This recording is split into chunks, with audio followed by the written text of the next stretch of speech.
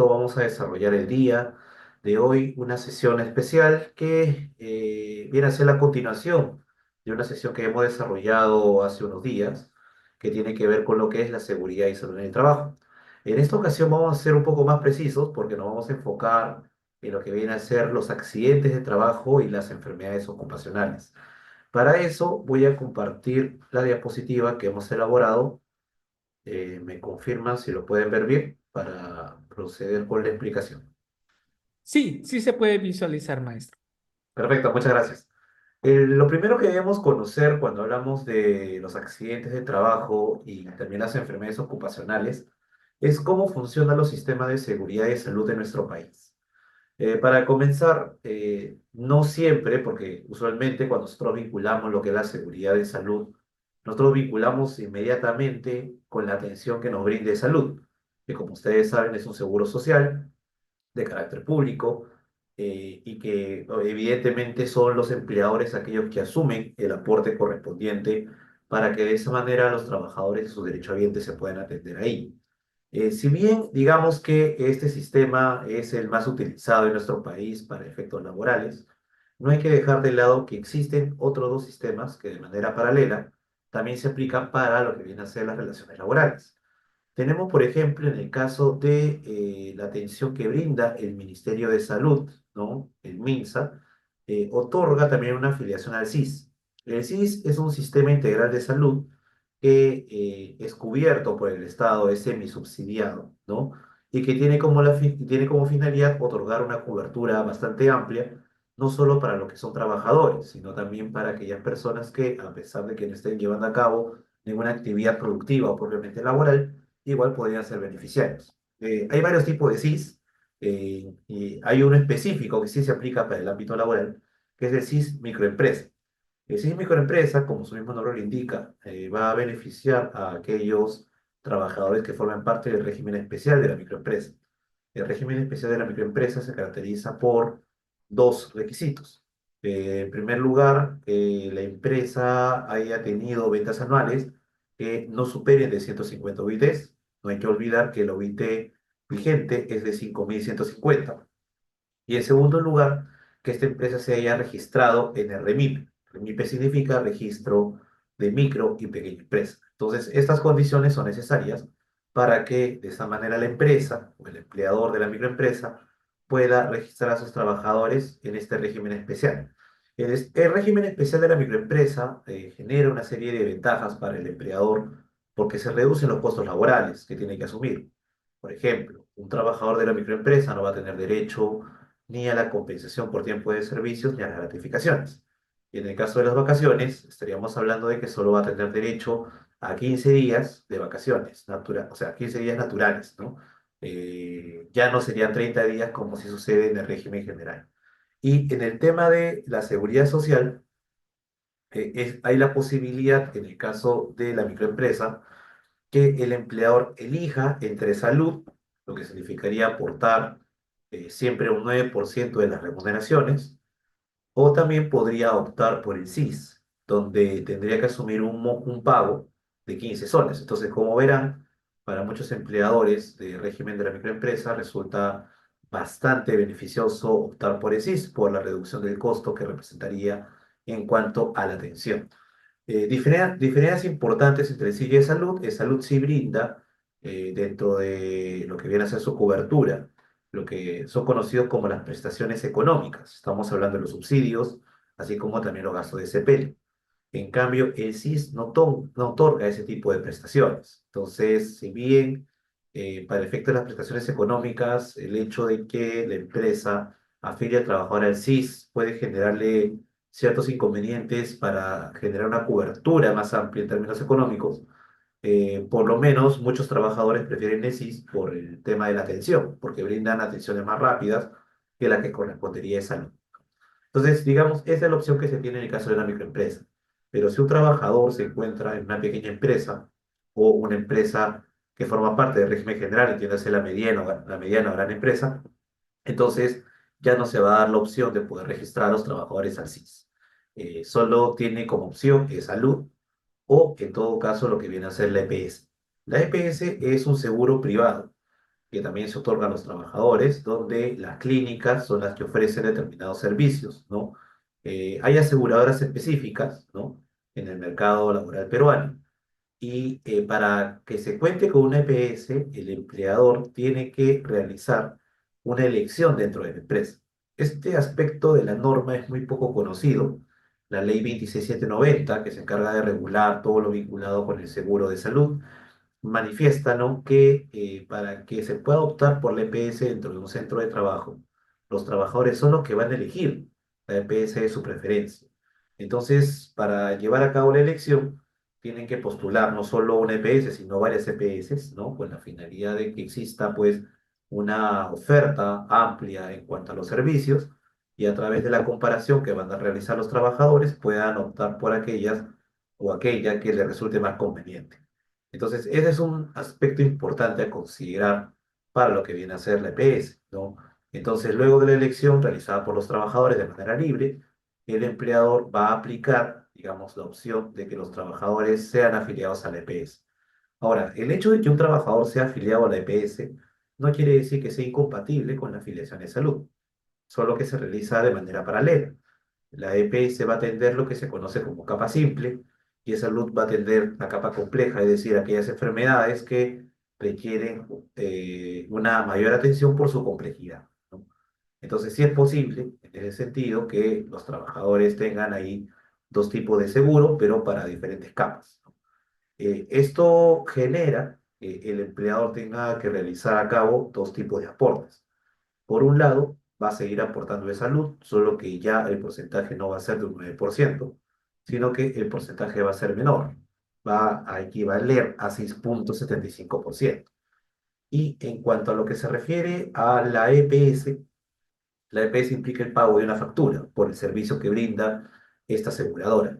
Entonces, este pago de la factura lo puede realizar al 100% el empleador, como también puede aplicar lo que se conoce como el sistema de copago. El sistema de copago significa que una parte la asume el empleador y la otra parte la asume el trabajador. Entonces, obviamente, bajo el sistema de copago, los empleadores tienen la potestad de poder llevar a cabo descuentos, ¿no? Descuentos de la remuneración, obviamente con la debida autorización de los trabajadores, ¿no? Y de esa manera se va a generar la cobertura o el pago, en todo caso, de la póliza de ese tipo de seguros. Así funcionan, digamos, los sistemas vinculados con el tema de la salud. Ahora, tanto el SIS como el Salud, como la EPS, se encarga de atender no solo aquellas situaciones vinculadas con accidentes comunes o enfermedades comunes, sino también lo que son conocidos como los accidentes de trabajo y las enfermedades ocupacionales. Sobre este punto, es importante distinguir entre estas contingencias. Tenemos las contingencias que son comunes y las contingencias laborales. Aquí no sé por qué tiene tilde comunes, pero no importa. En cuanto a las contingencias comunes, hay que tener en cuenta que se presentan una serie de supuestos.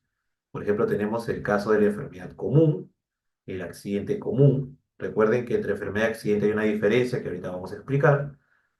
Bueno, el accidente común, ojo, para efectos legales, puede ser tanto el accidente común propiamente dicho, pero también puede incluirse otro tipo de accidentes, por ejemplo, el accidente de tránsito. El accidente de trabajo, cuando no hay una cobertura de CTR, también se encuentra dentro de la calificación de contingencias comunes. Ahora, ¿por qué se le conoce como contingencia común? Porque, en primer lugar, en el caso de ese tipo de contingencias, no estaríamos hablando de actividades de riesgo, para comenzar. Y en segundo lugar, este tipo de accidentes se pueden llevar a cabo en ámbitos que son distintos a los laborales, ¿no? Entonces, en ese aspecto se podría considerar como accidente común, por ejemplo, el hecho de que una persona tenga o sufra, ¿no?, un atropello fuera del centro de trabajo. Entonces, ahí evidentemente calificaría como una contingencia común y eso implicaría también una cobertura especial por parte del SOAT, que viene a ser un seguro especial que se da en la medida de que se presenta el accidente de tránsito.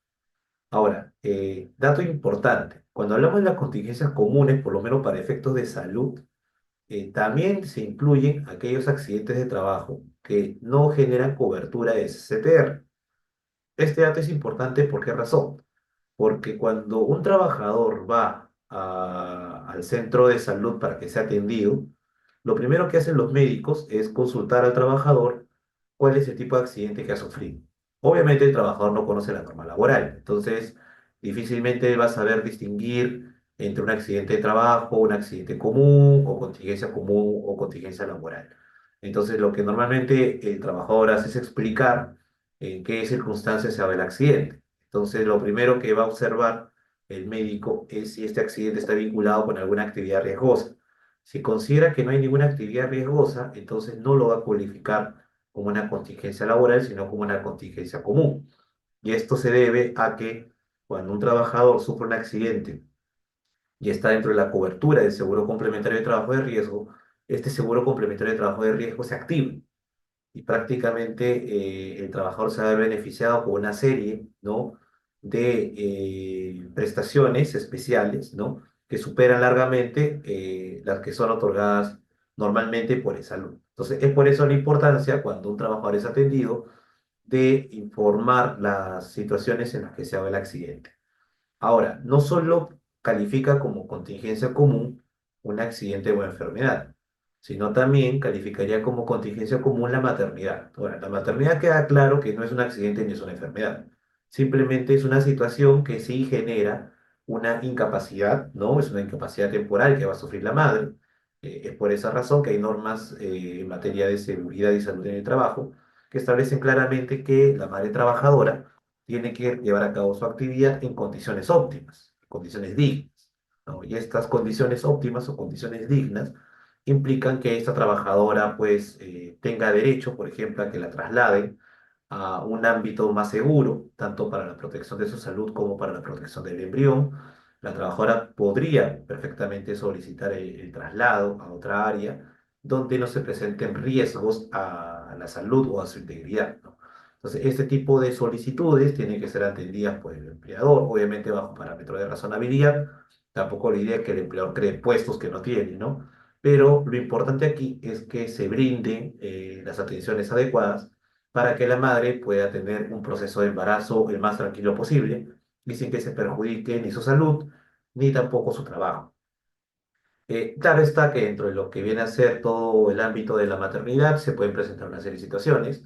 Estamos hablando del embarazo único, embarazo múltiple, también pueden darse casos de embarazo prolongados, así como casos en los que se detecta que el recién nacido sufre una discapacidad. Entonces, a pesar de esas situaciones especiales, igual sigue calificando ese tipo de contingencia como una contingencia común. Ahora, contingencia laboral es aquella en la que se ha presentado una enfermedad profesional, así como también un accidente de trabajo. Ahora, para ambos casos, el asegurado, entiéndase trabajador, deberá contar con la cobertura del seguro complementario de trabajo de riesgo, también conocido como SSTR, situación que evidencia, o sea, se va a demostrar, se va a evidenciar esto con la copia de la póliza, porque recuerden que los empleadores tienen la obligación de contratar un seguro especial, el STR, y también recuerden que cuando se presenta un caso en el que los trabajadores sufren un accidente o una enfermedad profesional, el empleador tiene la obligación de informar al Ministerio de Trabajo sobre este accidente. Para eso el ministerio cuenta con una plataforma virtual a través de la cual se informa sobre este tipo de contingencias.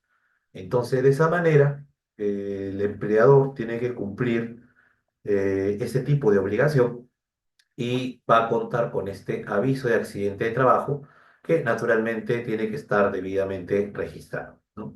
Entonces, ese es, digamos, es el tratamiento en cuanto a contingencias que va a considerar un médico de cualquier centro de salud para calificar si es una contingencia laboral o una contingencia común.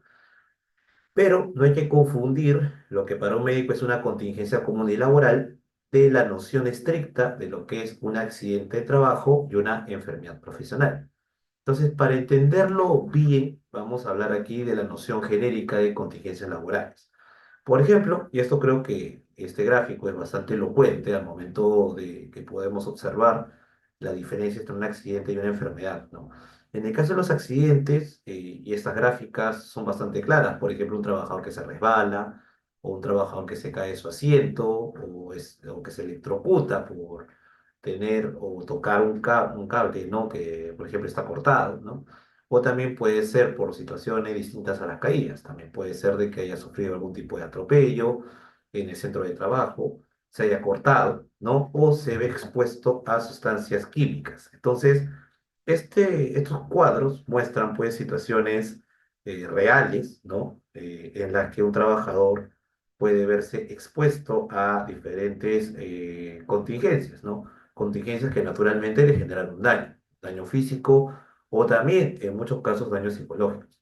Entonces, el accidente de trabajo va a ser un suceso repentino, repentino porque es algo imprevisible, ¿no? Justamente por eso se califica como accidente, que sobreviene por causa o con ocasión del trabajo. Este elemento es muy importante porque cuando hablamos de que este accidente se origina del trabajo, o sea, tiene como causa el trabajo, queremos decir que hay un vínculo directo entre el trabajo y el accidente. Por ejemplo, yo estoy dentro de mi jornada de trabajo y me resbalo. Ojo, el hecho de resbalarme no calificaría como un accidente laboral en términos funcionales porque cuando nosotros hablamos del accidente laboral, nosotros normalmente tenemos la idea de que está vinculado con una actividad que forma parte de nuestras funciones laborales. Pero si nosotros nos rebalamos porque justo nos servíamos un café, entonces eso no está vinculado con nuestra función. A pesar de eso, eso va a ser calificado como un accidente de trabajo porque se ha dado dentro de la jornada de trabajo y dentro del lugar de trabajo. Entonces ya observamos aquí dos elementos para calificar un accidente de trabajo. Tenemos primero que el tiempo en la que se ha llevado a cabo este accidente sea dentro de los parámetros de la jornada de trabajo, del horario de trabajo. Y número dos, que el accidente también se haya producido en un lugar o ambiente calificado como centro de trabajo o también como centro de operaciones, en el caso de que el trabajador se encuentre destacado a una empresa, por ejemplo, si hay contrato de intermediación o tercerización, ustedes saben que los trabajadores pueden ser destacados o desplazados a otro centro de trabajo. Es así que en estos casos también calificaría los accidentes que se producen en esos lugares como accidentes de trabajo. Ahora, eso es cuando es causa de trabajo, pero también se puede producir con ocasión.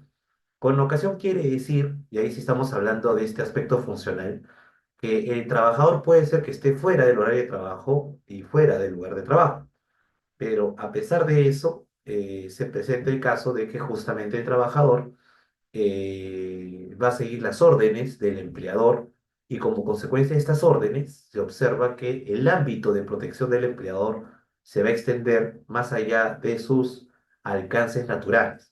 Entonces, por ejemplo, si el empleador me encarga entregar una carta a un cliente, ¿no? Y ya ha terminado mi jornada de trabajo, pero por quedar bien, por apoyar a la empresa, yo realizo esa actividad y en el camino me accidento. Digamos que hay un choque, yo estaba en un taxi y como consecuencia del choque, pues sufro un accidente. Ya, si bien no se ha realizado este accidente dentro de la jornada de trabajo, ni tampoco se ha realizado en el lugar de trabajo, esto no quiere decir que no sea un accidente de trabajo. Entonces, por eso es importante mencionar que ahí sí correspondería calificarlo como accidente de trabajo por razones netamente funcionales, porque yo estaba llevando a cabo una actividad que había sido encargada por el empleador. Entonces, a fin de cuentas, para nosotros analizar cuando estamos frente a un accidente de trabajo, tenemos que considerar estos tres factores. El factor tiempo, que sea dentro de la jornada, el factor lugar de trabajo, el factor geográfico, ¿no? Que sea en una oficina, una instalación o un lugar arrendado, o el centro de trabajo o el centro de operaciones, ¿no? Y también hay que analizar el factor funcional, es decir, que el trabajador esté desempeñando sus funciones incluso en situaciones que están fuera de las oficinas de la empresa y fuera del horario de trabajo. Entonces, es por eso que este último factor, el factor funcional, sería prácticamente el factor determinante. Ahora, la consecuencia del accidente de trabajo es que se va a producir una perturbación funcional que puede originar tanto una invalidez, que puede ser temporal o permanente, así como también la muerte. Ahora, en lo que se refiere a la enfermedad profesional, en esta definición ya observamos algunas diferencias. Por ejemplo, mientras que en el accidente de trabajo nosotros hablamos de suceso repentino, en la enfermedad profesional observamos que no es repentino, o por lo menos no se establece como característica. Y esto es correcto porque la enfermedad es un proceso, ¿no? Que muchas veces el propio trabajador desconoce. Es más, yo he conocido varios casos en las que los trabajadores recién detectan luego de que se lleva a cabo un examen ocupacional. Entonces, esto es paulatino. Entonces, esa es una de las características que lo distingue de un accidente de trabajo, que la enfermedad se obtiene de manera paulatina y el trabajador lo contrae como resultado de la exposición, de la exposición continua a los factores de riesgo relacionados al trabajo. Entonces, en la imagen podemos observar pues de que un trabajador sufre comezón, ¿no? Que es un daño a la piel, que puede ser originado de la exposición a factores químicos o biológicos, ¿no? También observamos aquí el caso del trabajador que sufre una enfermedad del corazón. Eso también puede estar vinculado con la actividad laboral. Y finalmente vemos también el caso de un trabajador que se está agarrando la espalda como consecuencia de una dolencia física, puede ser por una mala postura, que al darse de manera progresiva y al no haberse cuidado del trabajador debidamente, no ha tomado conocimiento de ello y esto le origina, a fin de cuentas, una enfermedad lumbar. Entonces, esto, como podemos ver, son casos reales de enfermedades ocupacionales y por esa razón la ley le otorga un tratamiento especial para efectos no solo de lo que es el ESTR, como ya hemos visto en la anterior diapositiva, sino también para determinar la responsabilidad de la empresa, en caso de que la empresa no haya adoptado oportunamente las medidas vinculadas con la seguridad y salud en el trabajo. Ahora bien, en cuanto a los tipos de peligros, y eso también lo hemos visto en la sesión anterior, solo para recordar, ¿no? Recuerden que hay varios tipos de peligros. Entonces, para nosotros establecer una diferencia, lo primero que tenemos que hacer es distinguir entre aquellos peligros que originan accidentes de trabajo de los que originan enfermedades ocupacionales. Los que están en plomo son aquellos que originan los accidentes, ¿no? Tenemos, por ejemplo, ahí los que son los peligros físico-químicos, que tienen, bueno, acá vemos un caso práctico, ¿no? De una persona que está realizando un trabajo en soldadura en una atmósfera que es explosiva. Entonces, como pueden ver aquí en la gráfica, este trabajador está realizando la actividad en un lugar que evidentemente es riesgoso. Incluso acá pueden observar al costado del trabajador hay una señalización. Estas señales son en amarillo, ¿no? Entonces, estas señalizaciones que nosotros lo podemos conocer incluso a través de un mapa de riesgo, ¿no? Ahí no hay mayor discusión, digamos, como para que los trabajadores puedan de antemano darse cuenta si están dentro de un lugar donde puede producirse algún tipo de daño, ¿no? Como consecuencia de la exposición a un factor de riesgo. Entonces, en estos casos, los llamados físico-químicos, es natural que los trabajadores puedan verse envueltos en un accidente altamente grave, ¿no? Entonces imagínense trabajar en un ambiente explosivo donde basta una chispa como para que explote, por ejemplo, un balón de gas. Entonces definitivamente eso puede producir daños no solo materiales, sino también daños físicos en contra del trabajador. Luego, esto sucede mucho en aquellas actividades que son industriales. Observamos los casos de que los trabajadores también pueden sufrir un daño como consecuencia de factores mecánicos, ¿no?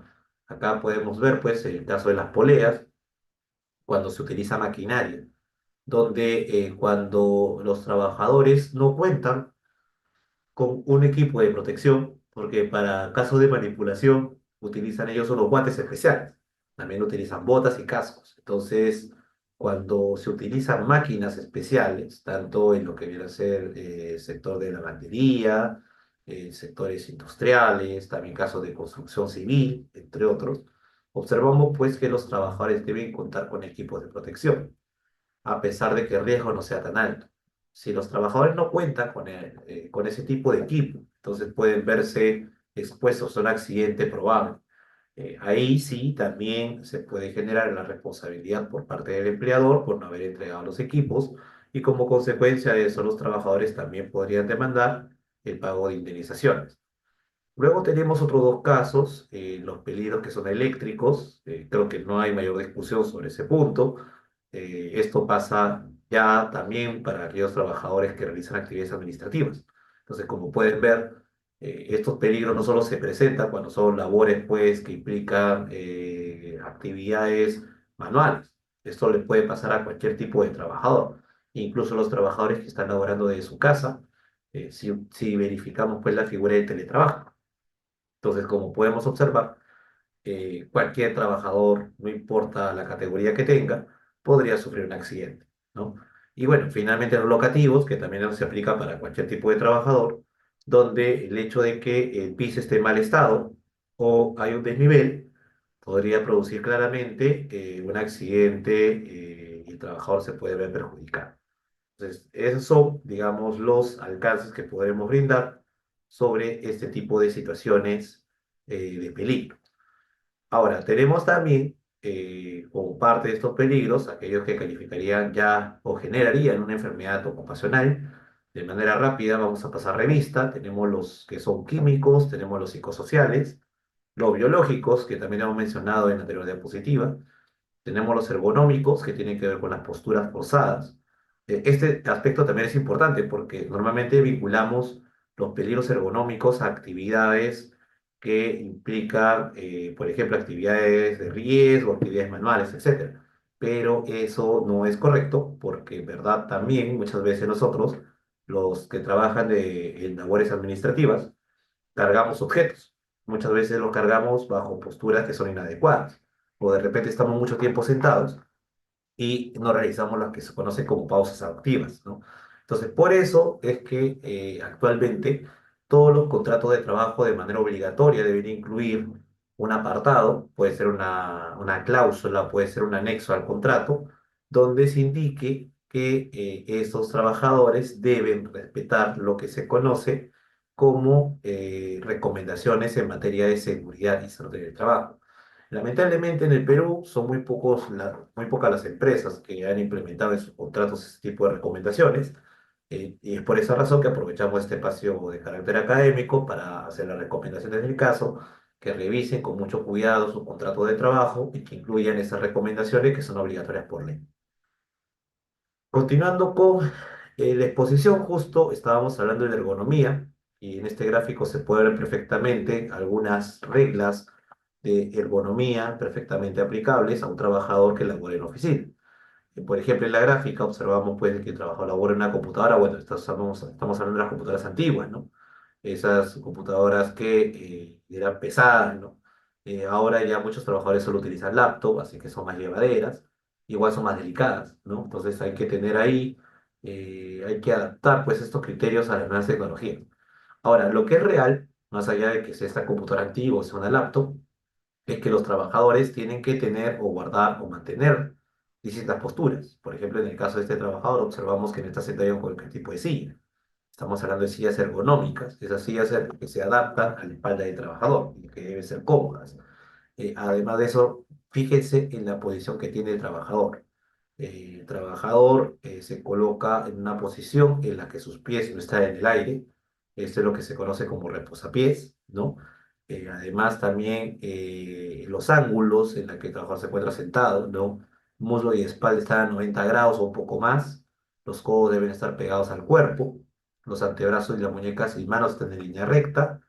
También la posición de la cabeza. Miren, aquí el trabajador no está mirando debajo o arriba, sino está mirando directamente, ¿no? Si no, le podría ocasionar una dolencia en el cuello. También vemos que los equipos tienen una protección. Recuerden que también los trabajadores que laboran en la oficina pueden verse afectados por la exposición a la luz de las computadoras. Es por eso que se le coloca un protector. Eh, y además de eso, tengan en cuenta que el uso de ratón y dispositivos de entrada tienen que estar próximos al teclado. Entonces, acá pueden ver pues una serie de parámetros necesarios que se aplican en el ámbito de la ergonomía, que es la ciencia que busca optimizar la interacción entre el trabajador, la máquina y el medio ambiente. Esto quiere decir que los empleadores tienen la obligación de implementar condiciones de trabajo que se adecúen a las capacidades y a las características de los trabajadores. Antes se consideraba que era el trabajador el que se debe adaptar a las condiciones de la empresa. El paradigma ha cambiado. Ahora, es la empresa la que debe adecuarse a las características y capacidades propias de los trabajadores. Claro está, hay que aplicar ese tipo de adecuación en términos razonables. Entenderán que si un trabajador pues exige que le compren pues una silla ergonómica de último diseño, último modelo, esto puede rebasar el presupuesto de la empresa. Entonces, mientras que la empresa cumpla los requerimientos mínimos establecidos por la seguridad y salud del trabajo, se podría decir de que sí está observando las exigencias legales sobre esta materia. Entonces, tampoco hay que exigir a la empresa, pues, que asuma gastos exorbitantes que pueden perjudicar las ganancias propias, también ilegítimas, que debería obtener el empleador. Así que ahí hay que buscar un equilibrio. Por un lado, el respeto de la ley en materia de seguridad y salud del trabajo. Y por el otro, también beneficiar al trabajador y evitar que se pueda exponer a determinados peligros. Entonces, esa es la finalidad justamente de la seguridad y salud en el trabajo. Establecer reglas que beneficien no solo a los trabajadores, sino también al empleador y garantice el desarrollo de la actividad laboral en un ambiente seguro y saludable. Antes de entrar a la definición de asegurados y derechohabientes, que es una definición importante para hablar de los seguros, vamos a ir atendiendo algunas preguntas que han estado formulando en el chat. Por ejemplo, tenemos una primera pregunta de Blanca Vega que dice, si el trabajador sufre un accidente, ¿quién es el responsable?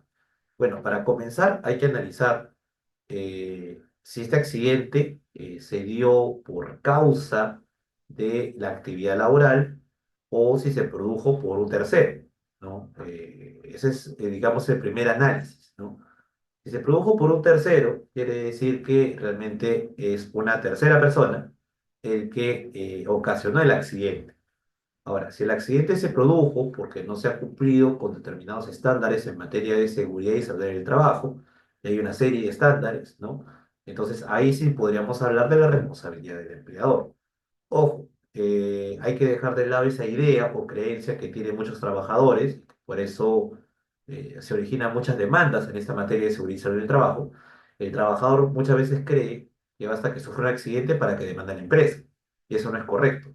Las demandas por indemnizaciones por daños y perjuicios que se dan contra las empresas en materia de seguridad y salud en el trabajo se presentan en la medida de que se haya dado un caso de responsabilidad por parte del empleador. Esta responsabilidad es de carácter contractual, ¿no? Y se origina justamente de, el hecho de que el empleador, sea por dolo, sea por culpa, haya incurrido en el incumplimiento de la normativa en materia de seguridad y salud del trabajo. Normalmente, en los casos de accidentes de trabajo o enfermedades ocupacionales, son como consecuencia de un caso de negligencia por parte del empleador. Negligencia porque muchas veces los empleadores se confían, no respetan los estándares básicos en materia de seguridad y salud del trabajo y recién se preocupan cuando un trabajador sufre un accidente. Entonces, en esos casos, cuando el empleador sí es responsable, va a tener que asumir naturalmente los pagos correspondientes a las atenciones, que de por sí hay un seguro. Así que por ahí hay una cobertura, pero también debería asumir un pago adicional como consecuencia del daño ocasionado en contra del trabajador. Entonces, por eso, Blanca, solo para concluir, cuando se presenta un caso, ahí justo tú mencionas el caso de una service, ¿no? Lo que pasa es que cuando un trabajador es destacado de una empresa de intermediación a la empresa conocida como usuaria, que es la que contrata a la empresa de intermediación, la responsabilidad puede ser solidaria. En primer lugar, la empresa que asume la responsabilidad al ser el empleador es la empresa de intermediación, porque recuerda que cuando estamos hablando de una intermediación laboral, la empresa que asume la característica de empresa empleadora es justamente la empresa de intermediación, no la empresa usuaria.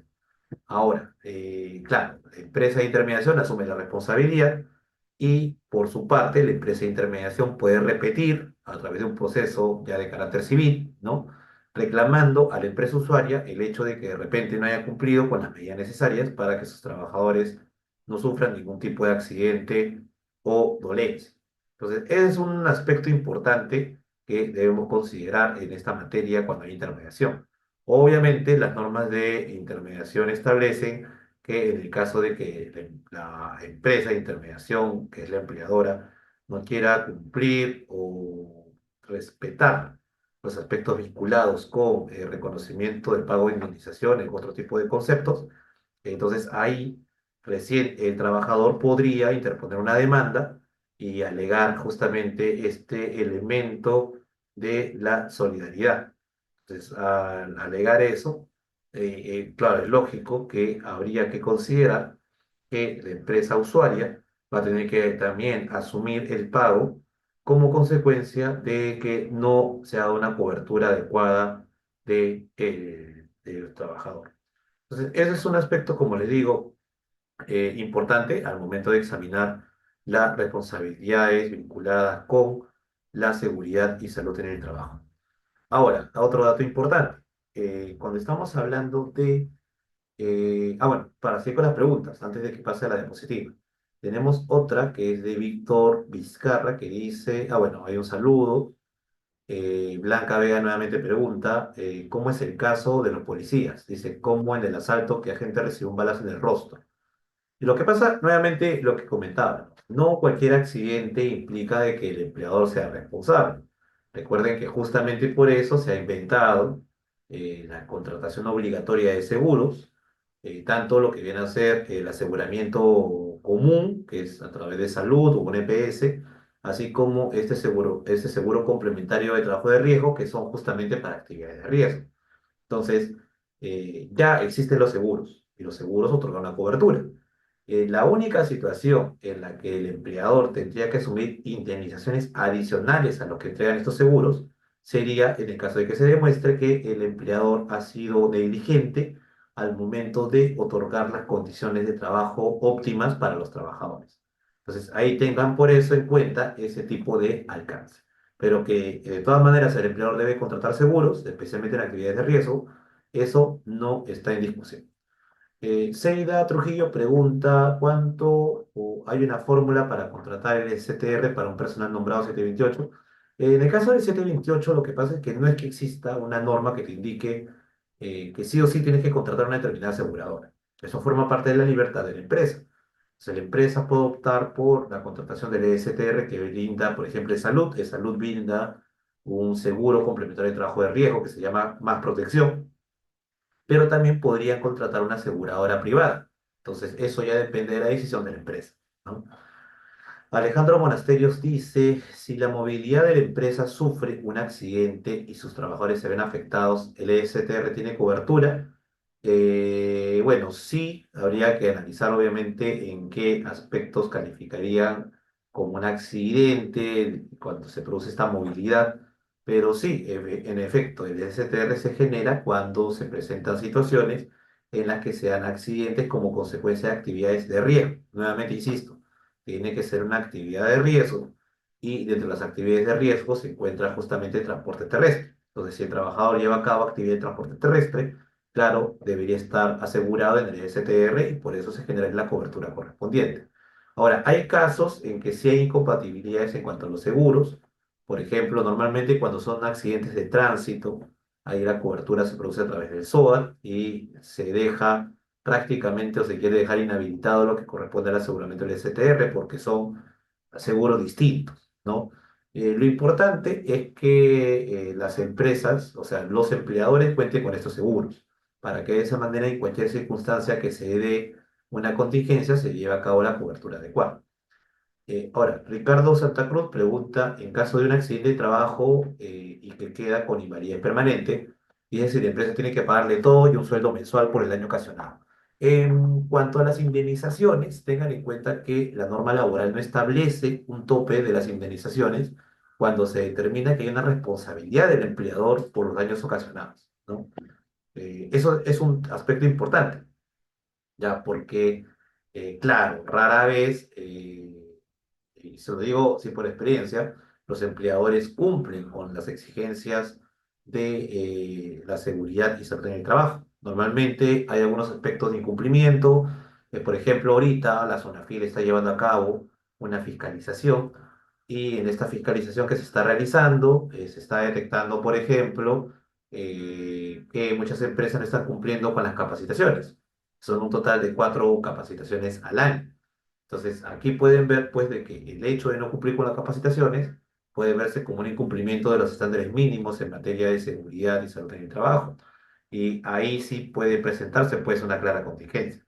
Entonces, acá lo que nosotros podemos recomendar para evitar justamente que los trabajadores planteen indemnizaciones en contra de las empresas es que los trabajadores, o mejor dicho, los empleadores, cumplan con las exigencias establecidas por la Ley de Seguridad y Salud en el Trabajo. Y ya eso se sabe a nivel judicial.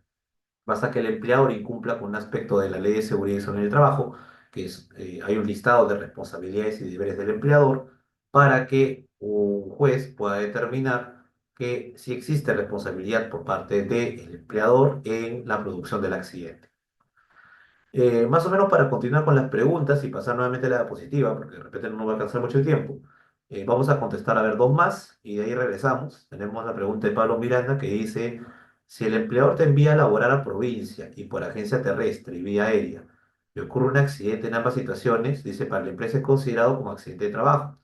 Bueno, claro, lo que pasa es que si yo te encargo una actividad, ¿no? Que implica trasladarte de un lugar a otro, evidentemente, eso es un accidente de trabajo porque tú estás siguiendo mis órdenes. Ahora, tengan en cuenta que para que sea accidente de trabajo y para que se active el STR, tendría que ser una actividad de riesgo. Ahora, no siempre el hecho de que yo me traslade de un lugar a otro puede ser calificado como una actividad de riesgo. Por ejemplo, cuando me contratan a mí para que yo lleve a cabo una representación de la empresa, siendo su abogado, y me encargan que yo vaya, por ejemplo, a Ica. Ya, entonces, para eso, de repente me contratan un bus o un avión, o algo por el estilo, para que yo pueda llegar a un lugar cercano, ¿no? Ya, ese tipo de condiciones, ¿no? No necesariamente calificarían como mi actividad como de riesgo. Pero si es posible, aprovecho para mencionar que la empresa, si lo considera conveniente, pueda contratarme un seguro complementario de trabajo de riesgo. Es decir, incluso en casos en que la actividad no es de riesgo, sino es una actividad común, la empresa podría de manera voluntaria contratar el STR. Pero eso ya depende de las políticas de la empresa. Solo en casos en que mi actividad sea riesgosa. Y ustedes me preguntarán, ¿y cómo yo sé que la actividad es de riesgo? Sencillo, para eso basta con revisar el anexo 5 del reglamento de la ley 26790. Este documento lo pueden descargar de internet, sencillo descargarlo, basta que busquen la última versión, ojo porque esto ha sido modificado hace unos años recientemente, ¿no? Y ahora se establece pues nuevos supuestos de actividades riesgosas. Entonces sí sería conveniente que ustedes lleven a cabo una lectura de este anexo 5 para que de esa manera conozcan cuáles son aquellas actividades que califican como riesgosas. Aquellas actividades que no están dentro de ese listado simplemente no serían actividades riesgosas, sino actividades comunes, ¿no? Me dice Javier, y ya con esto regresamos a las diapositivas, ¿no? Me dice, ¿qué pasa si el trabajador no utiliza los equipos de protección proporcionados por la empresa? Bueno, Javier, ahí resulta claro que si un trabajador no utiliza los equipos proporcionados por la empresa, es el trabajador el que se pone en riesgo. Claro, lógicamente que para esos casos, lo primero que debe tenerse en cuenta es que los trabajadores, ¿no? Deben de respetar, ¿no? Las exigencias propias de la empresa. Si el empleador les ordena que use un determinado equipo de protección, es más, el empleador lo entrega y hay un cargo para eso, y el trabajador no lo usa, entonces eso, en primer lugar, es una falta laboral. O sea, más allá de que suceda un accidente o no. Y se produce el accidente, esto se conoce normalmente como una exposición propia al peligro. Y cuando los trabajadores se exponen al peligro, esto es una causal, ¿no? De eximente en caso de responsabilidad en materia de daños en contra de los trabajadores. Entonces tengan en cuenta eso, esas situaciones, que son las situaciones límites o situaciones excepcionales, en que la responsabilidad del empleador se puede ver desvirtuada como consecuencia de que el propio trabajador se expuso a un peligro, en este caso por no usar los equipos de protección. Bien, ahora sí, continuando con las diapositivas, a ver, nos quedamos en lo que vienen a ser los asegurados y los derechohabientes. Ya, para efecto de lo que viene a ser la cobertura de salud, tanto para lo que es un accidente común o enfermedad común, o accidentes de trabajo o enfermedades ocupacionales, hay que tener en cuenta claramente quiénes son los asegurados y los derechohabientes. El asegurado, en primer lugar, es aquella persona que es afiliado regular y obviamente estamos hablando aquí tanto de lo que son los trabajadores activos, que son calificados como afiliados regulares, como también los pensionistas, porque también aquellas personas que ya no tienen la condición de trabajador activo, igual tienen el beneficio de ser atendidos en salud y esta cobertura les alcanza durante todo el periodo en que tengan la figura de pensionista. Entonces, de esta manera, esos trabajadores, ¿no? O ex trabajadores, ¿no? Van a realizar un aporte único, que viene a ser un 4% a partir de la pensión, ¿no? A partir de la cual se va a brindar esta cobertura de manera, digamos, vitalicia, ¿no? Entonces, de esa manera, los pensionistas, pues, también van a contar con este tipo de aseguramiento. Y también se da la posibilidad de que se dé esta circunstancia de los afiliados potestativos, Potestativo quiere decir que se afilia de manera voluntaria a una persona. Por ejemplo, un locador de servicio que no es trabajador podría perfectamente afiliarse a un sistema de salud, sea de salud o un EPS, y él va a aparecer no como afiliado regular, sino como afiliado potestativo, ¿no? Ahora, también existen los llamados derechohabientes. Ellos también van a ser beneficiarios de la cobertura. Los derechohabientes pueden ser el cónyuge o conviviente, pueden ser los hijos menores de edad, así como los hijos mayores incapacitados. Entonces, por ejemplo, si usted es trabajador y su hijo sufre un accidente, su hijo va a tener una cobertura como consecuencia de su seguro como trabajador, porque él tiene la condición de derechohabiente. Entonces tengan en cuenta eso, porque uno de los principales problemas que tienen las empresas es que muchas veces los trabajadores cuando ingresan a trabajar no informan de que tienen familiares. Y esta falta de información, que no es imputable a la empresa, obviamente, igual puede generar problemas cuando uno de los hijos o la cónyuge conviviente sufre un accidente. Entonces, como la empresa no ha registrado en este registro la información del derecho habiente, esto genera que el sistema virtual de salud no tenga registrado a esta persona. Entonces, ese es un inconveniente bastante grave, ¿no? Porque, claro, al no existir ningún tipo de reconocimiento, ¿no? Por el lado del registro, Salud lo que va a decir es que no lo va a atender y que debe regularizarse de manera interna. Entonces, por esa razón es importante que las empresas, cada vez que un trabajador ingresa, cuenten con una ficha de ingreso. Y en esta fecha de ingreso, que va a tener valor de declaración jurada, los trabajadores ahí deben anotar la información, no solo la información propia, sino también la información de sus familiares. Entonces, el omitir esa información va a generar problemas tanto para la empresa, porque ahí estaría incumpliendo con las exigencias de declaración propia de este registro, como también va a incurrir problemas, ¿no? Los trabajadores, porque los trabajadores se pueden ver perjudicados en la atención de sus familiares. Así que es necesario que se brinde esta información de manera oportuna desde el ingreso del trabajador a la actividad laboral. En cuanto al registro, tengan en cuenta que cuando un trabajador recién ingresa a laborar, inmediatamente se activa el seguro correspondiente. Los seguros que se pueden contratar, como hemos mencionado en sesiones anteriores, son tres. En primer lugar, tenemos el seguro de salud, que se activa de manera automática cuando se hace la declaración en este registro. Claro, en el caso del EPS tiene que haber un contrato de afiliación, también se tiene que llevar a cabo el contrato de afiliación de manera inmediata.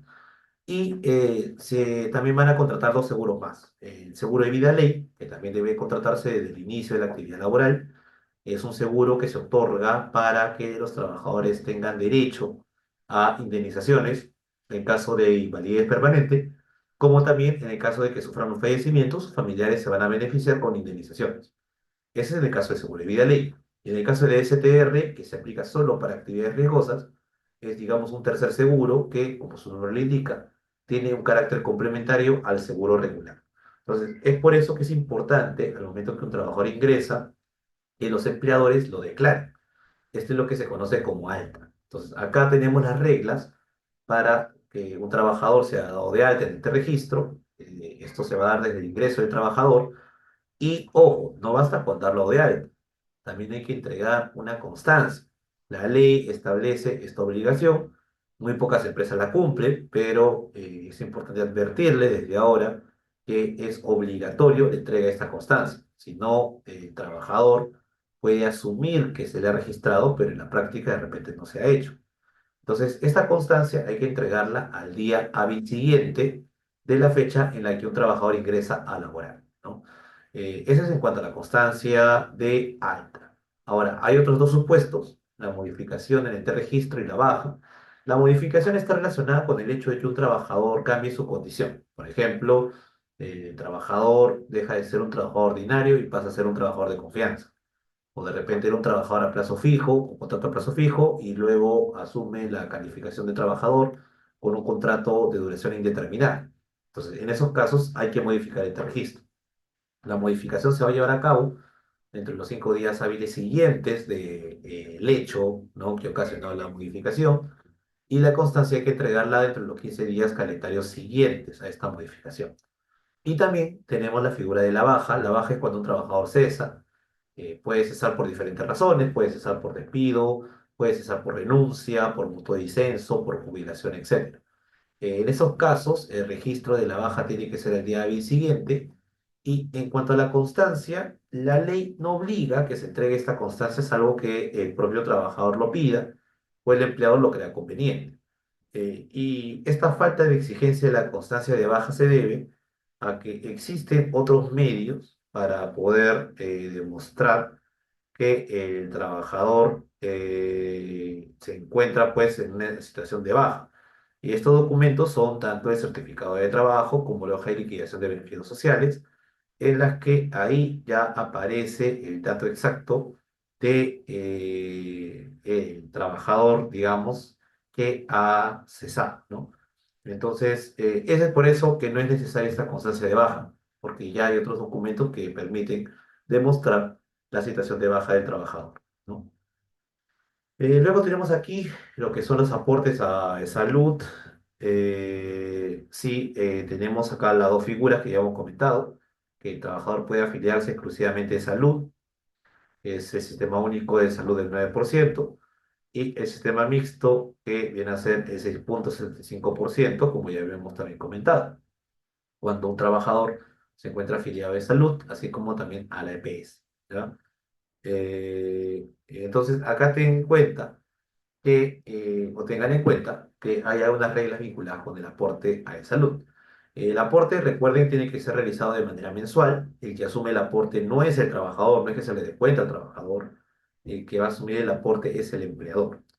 Ahora, en el caso del aporte de los trabajadores en actividad, la base imponible mínima mensual no puede ser inferior a la remuneración mínima vital. La remuneración mínima vital vigente es equivalente a 1.025 soles. Entonces, por ejemplo, si tenemos el caso de un trabajador que labora bajo un contrato a tiempo parcial, que es menos de 4 horas, donde la remuneración que va a percibir es menor a la remuneración mínima, podría ser el caso, y en ese caso, el cálculo del aporte de salud no va a ser tomando como base de cálculo la remuneración que percibe el trabajador a tiempo parcial, sino que lo que se va a considerar ahí va a ser el cálculo en función de la remuneración mínima vital.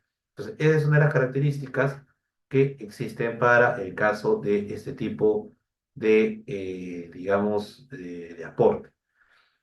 Ahora, aparte de eso, también tenemos otro dato importante tiene que ver con el hecho de que la entidad empleadora va a estar a cargo de declarar este aporte, tanto a través de la PLAME, ¿no? Como también pagarlo a salud. Y para eso hay un calendario de pagos, ¿no? Se ha establecido, hay unas reglas de pago de este beneficio y se considera en función de lo que se conoce como al mes siguiente de vengada. Es decir, por ejemplo, lo que se genera en el mes de noviembre tiene que ser pagado en el mes de diciembre. Entonces, eso también es un aspecto que se tiene que considerar para efectos de el aporte. Ahora, en el caso de los asegurados regulares, ¿no? Pensionistas, ¿no? El aporte es del 4% de la pensión, eso es lo que te mencioné hace un momento, y el aporte lo efectúa el pensionista, acá no es el empleador el que asume ese aporte, y es responsabilidad de la entidad empleadora, o también puede ser de la ONP o del FP, ya que se va a encargar de efectuar la retención, la declaración y el pago a esa salud. Entonces, eso ya son obligaciones que tienen que efectuar, digamos, cualquiera de estas entidades o el propio empleador, dependiendo, ¿no? No hay que olvidar que hay un deber de información de parte del asegurado. Esta imagen es por si acaso de este registro. Y aquí se observa que el asegurado debe comunicar y proporcionar en forma oportuna, veraz y completa los datos sustentatorios a su empleador. ¿Qué datos son los que tiene que brindar el asegurado? En primer lugar, el asegurado tiene que informar si quiere formar parte de salud o si se va a acoger a la EPS si la empresa cuenta con EPS. O si la empresa no tiene EPS, ahí la única opción va a ser de salud, así que ahí no tiene que elegir nada del asegurado. Entonces, esa información es muy importante porque el hecho de que en una empresa haya una EPS no quiere decir que obligatoriamente el asegurado, o en este caso el trabajador, quiera asegurarse la EPS. Hay la posibilidad, porque tomen en cuenta que muchas veces la EPS implica un sistema de copago. Entonces, hay que descontarle una parte de la remuneración al trabajador. Hay trabajadores que no quieren que se les descuente casi nada. Entonces, más allá de los descuentos de ley, que ahí no hay nada que discutir, de repente el trabajador no quiere que se le descuente más y por eso opta, en vez del beneficio de la EPS, opta por el salud. Entonces, en esos casos, claro está que la empresa debería solicitar un documento por escrito para sustentar ese tipo de circunstancias y de esa manera el trabajador ya no estaría en el EPS, sino se mantendría en el salud. Entonces, esa declaración se realiza a través de este registro. Y en cuanto al régimen pensionario, como pueden ver aquí, cuando es la ONP, bueno, recuerde que primero el trabajador tiene que informar en qué régimen pensionario se encuentra. Si es el Sistema Nacional de Pensiones o el Sistema Privado de Pensiones. Si es el Sistema Nacional de Pensiones, bueno, ahí no hay mayor discusión, es la ONP la que se encarga de administrar los fondos. Y si es el sistema de privado de pensiones, ahí sí tiene que elegirse qué AFP es la que se encargue de administrar los fondos del trabajador. Si es el caso de un trabajador que es nuevo, es decir, que no tenga experiencia laboral previa, ahí lo que tiene que hacer el empleador es registrarlo, ¿no? Dependiendo de qué sistema quiere, a cuál quiere afiliarse, ¿no? Y si el trabajador decide que sea el sistema privado de pensiones, ahí lo que tiene que hacerse es elegirse la AFP que ha ganado la última licitación. Si no me equivoco, es AFP Integra. Así que de manera obligatoria, ahí lo va a registrar al trabajador en esta AFP que ha ganado la última licitación. Entonces, de esa manera es que se debe registrar la información en los datos de seguridad social del registro. En cuanto a las prestaciones de salud que va a brindar salud, ojo, aquí no importa si el trabajador se encuentra afiliado exclusivamente a salud o si está afiliado además a una EPS. Igual, el trabajador va a tener derecho a percibir estas cuatro prestaciones. Las prestaciones que se van a brindar son las preventivas y promocionales.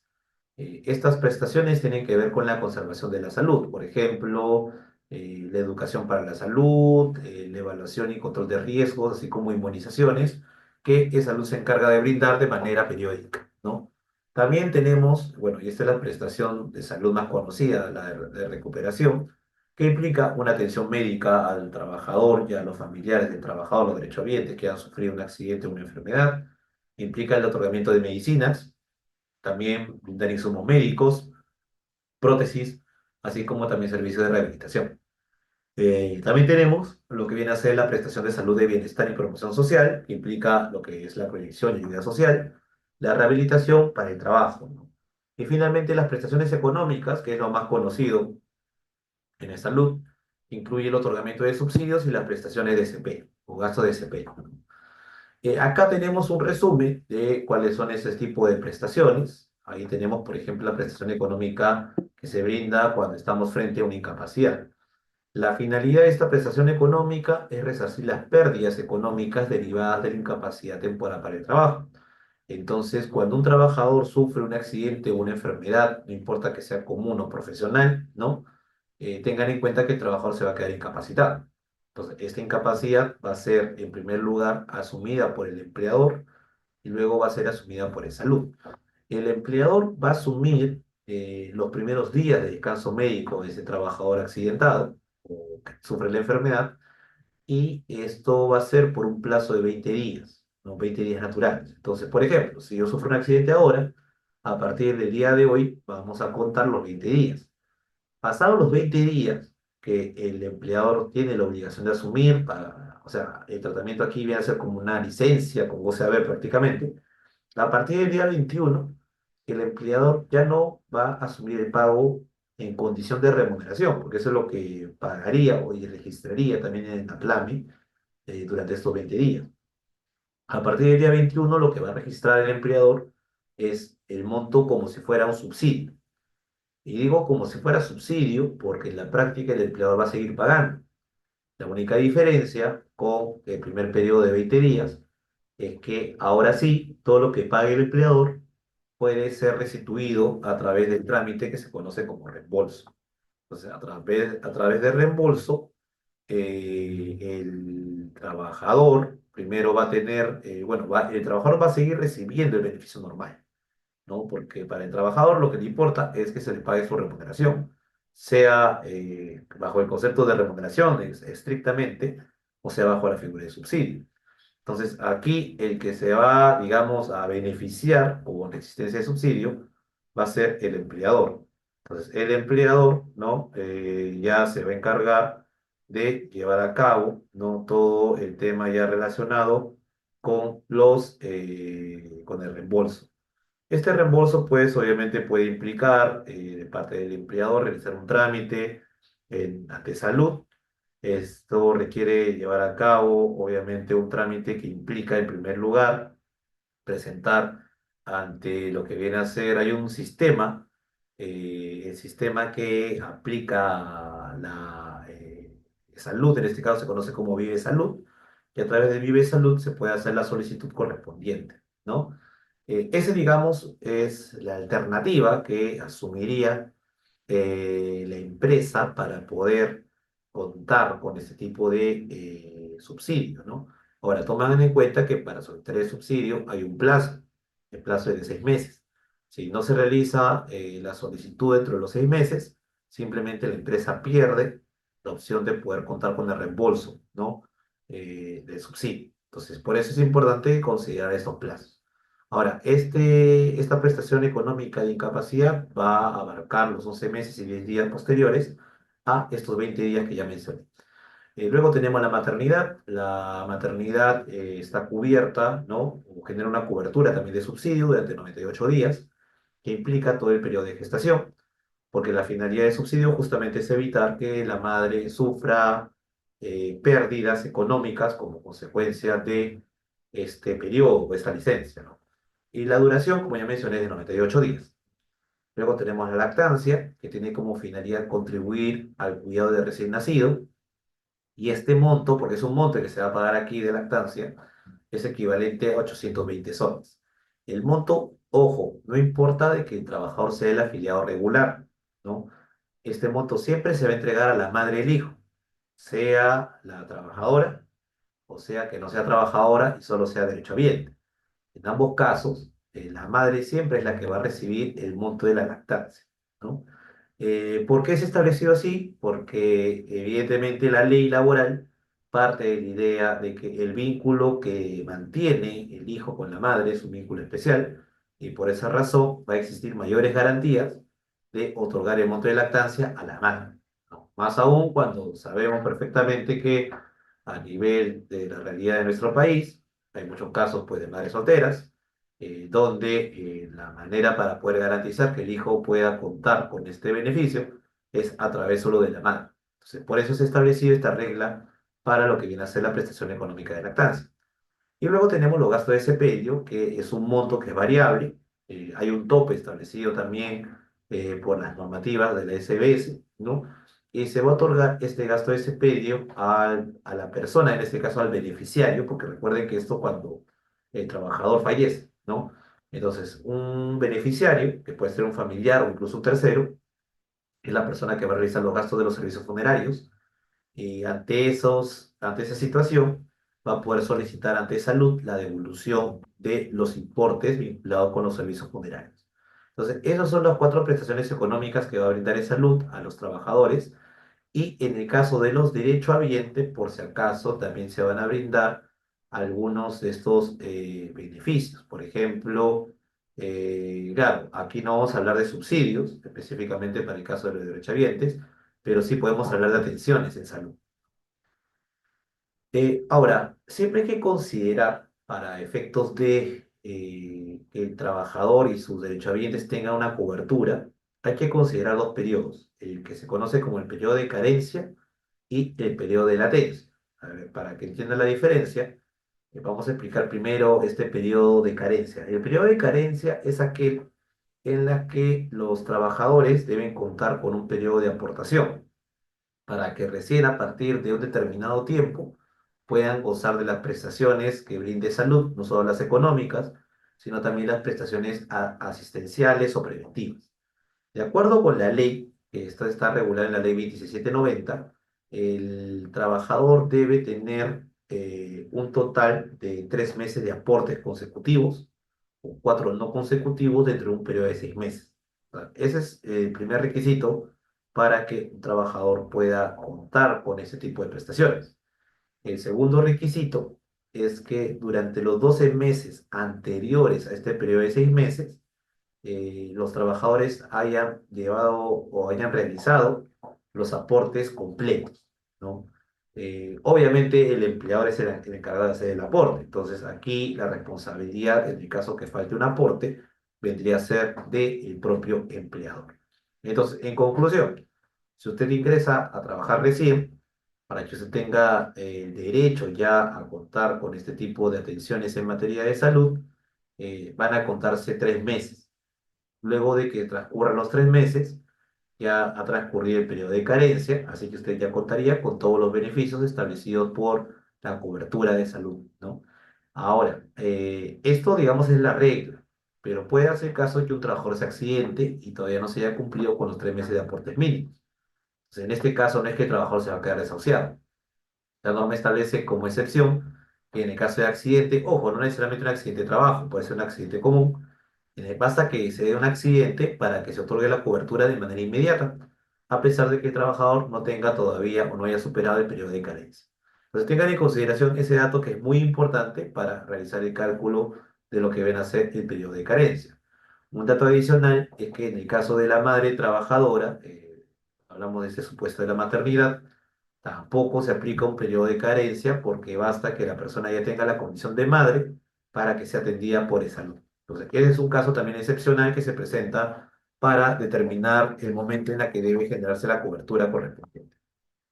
Luego tenemos el otro periodo, el periodo de latencia, que hace referencia al momento en el que un trabajador cesa o el vínculo se encuentra suspendido. Entonces, cuando un trabajador cesa, muchos trabajadores creen que ya no se cuenta con ninguna cobertura de salud, lo cual no es correcto. También cuando el tiempo, cuando mejor dicho, cuando el contrato se suspende por un periodo, digamos, largo, también se cree en que este periodo de suspensión genera la pérdida de los beneficios vinculados con la atención en salud. Eso no es correcto. Entonces, aquí hay que tener en cuenta esta tabla, que lo que busca es establecer un determinado periodo de aporte para que si el trabajador cuenta con estos periodos de aportes, va a poder todavía contar, a pesar del cese o la suspensión, de una cobertura. Entonces, por ejemplo, si el trabajador esto siempre se va a calcular durante un periodo de 3 años anteriores al cese o a la suspensión. Entonces, si por ejemplo, dentro de los 3 años anteriores, el trabajador había aportado de 5 a 9 meses, va a tener un periodo de latencia, es decir, un periodo adicional de cobertura de 2 meses. Y así va a incrementarse. Por ejemplo, de 10 a 14 meses va a tener 4 meses, de 15 a 19 va a tener 6, de 20 a 24 va a tener 8 y así, hasta el máximo que son 12 meses. En conclusión, el tiempo mínimo de latencia es de 2 meses y el tiempo máximo es de 12 meses. Y esto va a estar supeditado a la cantidad de meses de aportes. Entonces, ese es un aspecto por eso a tener en cuenta cuando estamos hablando del periodo de latencia. Entonces, trabajador que cesa o trabajador que tiene un vínculo suspendido, no es que pierda automáticamente la posibilidad de atenderse en el seguro. Ahora, claro está que en este periodo de latencia se dan todas las prestaciones menos una, que es las prestaciones económicas de los subsidios. Los subsidios solo se van a otorgar a los trabajadores que tengan o se mantengan como activos. Aquellos trabajadores que ya no estén activos ya no van a recibir ningún tipo de subsidio. Luego, bueno, acá tenemos un modelo de cómo se declara en la PLAME, que es la planilla mensual de pagos, el periodo subsidiado. Entonces, tengan en cuenta, porque muchas veces hay errores al momento de declarar esta información, esto les puede generar problemas ante salud, que el registro en la PLAME del tiempo laborado es importante. Normalmente, cuando un trabajador está prestando servicios, se va a registrar la jornada laboral en la sección que dice días laborados. Acá pueden ver un mes, por ejemplo, el mes de diciembre, que tiene 31 días, así que aquí se ha colocado 31, correspondería pues a lo de este mes, ¿no? Pero, ¿qué sucede si, por ejemplo, en el mes de diciembre el trabajador tiene un periodo subsidiado? Digamos que los 20 primeros días de diciembre el trabajador tiene un descanso médico y a partir del día 21 de diciembre hacia adelante ya iniciaríamos con el periodo subsidiado. Entonces, ahí, por ejemplo, al momento de declarar la jornada laboral, tiene que declarar en dos secciones. Por los 20 primeros días, eso se tiene que declarar en la sección de abajo, que dice días no laborados sino subsidiados, donde ahí tiene que colocarse la opción ahí ven un cuaderno con un lápiz, ya ahí se va a abrir una ventana, y en esa ventana van a poder encontrar que ahí se hace la indicación de una serie de días no laborados sino subsidiados, entre los cuales se encuentran los 20 primeros días de descanso médico. Y por el resto de días, del día 21 hacia adelante, ya vamos a colocar los días subsidiados. Entonces, así tiene que ser declarado el aplame cuando estemos hablando de la jornada laboral. En cuanto a las horas, ojo, la información de las horas solo va a declararse en función de las horas efectivamente laboradas. Entonces, por error, muchos empleadores, cuando registran esta información, colocan de frente, pues no, si el trabajador, por ejemplo, labora 8 horas al día, entonces multiplico 8 por 30 y me va a salir 240 horas por todo el mes. Pero es incorrecto, porque el trabajador en principio, si tiene una jornada de 5 por 2 no trabaja ni el sábado ni el domingo. Entonces ahí ya le estás quitando pues algunos días, ¿no? Entonces tengan en cuenta eso porque el cálculo de las horas no es igual que el cálculo de los días de la jornada. En los días de la jornada tú también vas a considerar días feriados y días de descanso semanal obligatorio. En cambio, en las horas laboradas tú solo vas a considerar las horas efectivamente laboradas. Y por esa razón no vas a incluir las horas pues que corresponden al descanso de un sábado y domingo de un feriado. Entonces, ese es un tema importante a considerar en el caso de aquellas empresas que tienen personal que se encarga de declarar la plana. Luego, ya para más o menos ir cerrando, ¿no? Lo que viene a ser la parte de la diapositiva y atender las preguntas, vamos a hablar un poco sobre el acto médico. El acto médico viene a ser el conjunto de acciones que realizan los médicos en el ejercicio de su profesión. Y estos actos médicos son muy importantes porque se van a desarrollar dentro de todo el periodo en la que corresponde el diagnóstico, la atención del trabajador y también un pronóstico, ¿no? Este acto médico obviamente está respaldado por un procedimiento de carácter legal, también de carácter interno, y para eso los actos médicos pueden estar vinculados con tres principales actos, ¿no? De acuerdo con lo que viene a ser aquellos que están vinculados con la relación laboral. Uno de ellos es la validación de certificados médicos. Validación quiere decir que el certificado médico particular tiene que ser validado por el certificado de incapacidad temporal para el trabajo que otorgue salud, que es conocido como SIT. Entonces, es el primer trámite que deberían realizar los trabajadores o las empresas. Un segundo acto médico es la evaluación de solicitudes de prestaciones económicas, que es, recuerden que cuando, por ejemplo, la empresa quiere sustentar el subsidio por incapacidad, tiene que presentar información de salud a través del sistema de Vive Salud. Y solo en la medida de que presente esa información es que se va a reconocer ese tipo de subsidio respectivo. Y en el caso C es la emisión del informe de calificación de incapacidades, que este tipo de documento, este informe de calificación de incapacidades, es el famoso IMESI. Y este informe es muy importante porque a partir de este informe se va a determinar si el trabajador está en una situación de incapacidad temporal o es una incapacidad no temporal, que prácticamente significaría que sea una incapacidad permanente. Entonces, eso determinaría también, por ejemplo, algunos supuestos vinculados con el cese del trabajador, que el trabajador pueda solicitar su invalidez, su pensión de invalidez ante la AFP o la ANP. Entonces, por eso, estos actos médicos, esos tres actos médicos en particular, son muy importantes. Para ir analizando ya cada uno de los actos médicos, bueno, el primer acto médico, el más conocido, es la emisión de descansos médicos. Hay una fórmula, ha sido establecida por las normas internas del propio de salud, y ahí, por ejemplo, observamos esta fórmula aparentemente compleja, ¿ya? A ver, ¿qué significa esta fórmula? El TEDIT, ¿ya? Es el tiempo estándar de los días de incapacidad temporal. Esta fórmula es la que aplican los médicos para determinar cuántos días tiene que descansar un trabajador, sea por un accidente de trabajo, sea por un accidente común, o sea por una enfermedad común o enfermedad profesional. Entonces, este tiempo estándar de días de incapacidad temporal van a tener en cuenta los siguientes tres factores. Primero, van a tener en cuenta el tiempo estándar de impedimento por patología. No es lo mismo, por ejemplo, que yo sufra un golpe, que yo haya sufrido, por ejemplo, el corte pues, de un miembro del cuerpo, ¿no? Entonces, para cada tipo de daño se establece un tiempo estándar, o sea, en función, como se señala aquí, de la patología. Luego se va a tomar en consideración un factor que viene a ser el FCTH, las siglas, que significa factor de corrección por trabajo habitual, porque también hay que analizar el tipo de trabajo que se realiza. Es un factor importante también para determinar cuánto tiempo yo requiero de descanso para poder recuperarme adecuadamente, ¿no? No es lo mismo una actividad administrativa que una actividad que implica el uso de mi fuerza física, ¿no?